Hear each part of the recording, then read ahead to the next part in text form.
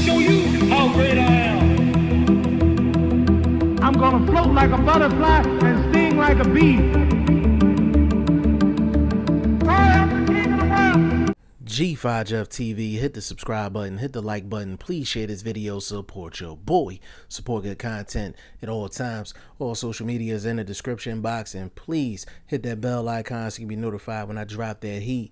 Now, the middleweight division is definitely popping right now, from Canelo Alvarez, the Triple G, to Demetrius Andrade, Billy Joe Saunders, Jermall Charlo, Danny Jacobs, etc. You can go right on down the list. But one of the most recent middleweight title fights was Danny Jacobs versus Sergiy Derevyanchenko. And Sergiy Derevyanchenko lost by a split decision. It was a very close fight. It was a fight on HBO. I think it had 533,000 in viewership, which is relatively low for an HBO card, but I mean, that's to be expected because they're getting ready to go out of business. But I was very impressed with Sergiy Derevyanchenko. I mean, he really gave Danny Jacobs a lot of problems, and I really just wanted to make this video really just to point out a few things.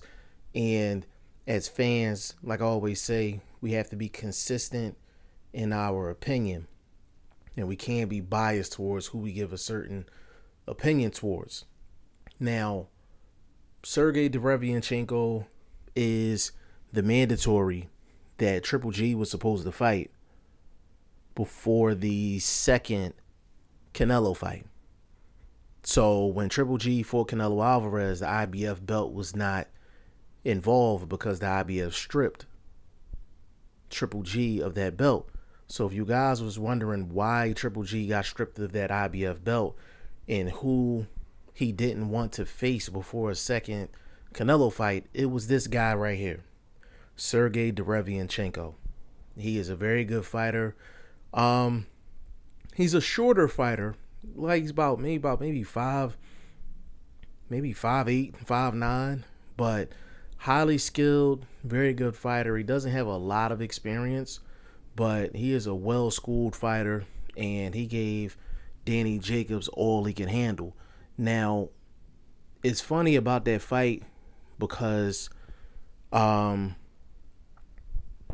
Letterman she was one of the judges in the fight, and she had it for Derevyanchenko by a point. And the thing that's funny, Harold Letterman, who works the HBO broadcast, he had Danny Jacobs up clearly, so I thought that was a funny little sidebar in regards to that fight. But looking forward, Sergiy Derevyanchenko would give a lot of guys problems at 160.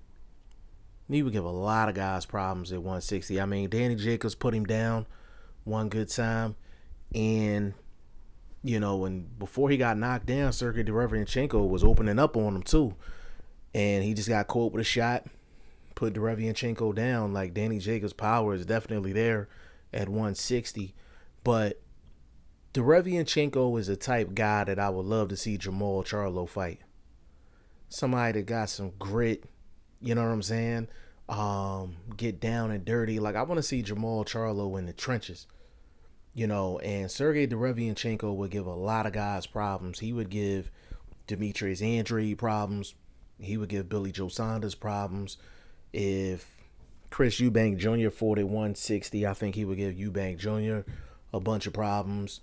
Even if Triple G would have took the fight with Derevyanchenko, I think he would have gave Triple G hella problems at 160. And hell, Derevyanchenko would give Canelo Alvarez problems at 160. Sergiy Derevyanchenko, he shouldn't hold his head, you know, losing to Danny Jacobs. That was an awkward situation in terms of that fight, and I'll definitely get into why it was so awkward. But all of my hardcores know why that fight was so awkward for not only Sergiy Derevyanchenko, but for Danny Jacobs as well.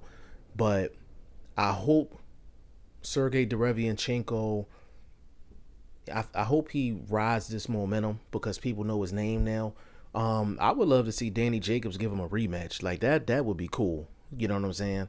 Danny Jacobs gives Sergey Derevyanchenko a rematch. I think he deserves a rematch. It was a very, very tight fight. I mean, really outside of, it's funny because Danny Jacobs won that fight because he put Sergey Derevyanchenko down, and that was really the difference in the fight. And when Danny Jacobs fought Triple G, I think the reason why he lost the fight on the cards is because he got put down once in that fight and Triple G didn't. So it's funny how things come back around full circle. But big shout out to Sergey Derevyanchenko, man. That is a very good fighter, a very dangerous fighter. But it's going to be one of those things. We see this in boxing throughout history. The top guys are not going to want to get in the ring with him because he's very high risk, very little reward. So hopefully they'll put some promotion behind this kid. Hopefully they'll continue to work with him and try to get on the best fights possible.